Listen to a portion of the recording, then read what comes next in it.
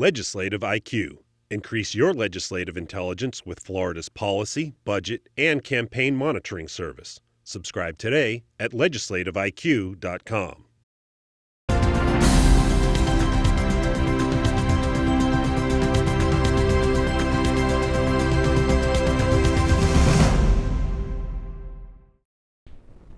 The 24-hour wait was passed and signed into law in 2015. 77 yeas. It was in effect for just 2 months before the state Supreme Court stepped in and stopped its enforcement in April. Please be seated. Lawyers for the state say the delay is reasonable and the wait should be allowed while its constitutionality is challenged back in the original trial court. Waiting period is outcome neutral. The state is not trying to encourage or discourage abortions. But the ACLU says it has discouraged women. 24 hours prevent some women from obtaining abortions, double the harassment that a woman faces upon entering the clinic.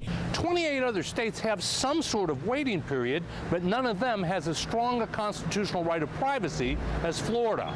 Afterwards, the ACLU said that the law had negative consequences for women during the 2 months it was in effect.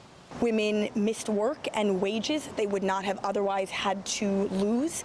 Women experienced sickness that could have been avoided. We're praying! But anti-abortion pastor Pam Olson says a woman's decision isn't final until it is. Lots of women go in to get a pregnancy test, and many of them get ushered right in to have an abortion. They don't even have time to think about it. If the Supreme Court refuses to allow the waiting period to be enforced while it's making its way through the lower courts, it will be a clear signal that the law is in trouble if and when an appeal comes back to the state Supreme Court. Reporting in Tallahassee, I'm Mike Massalinda.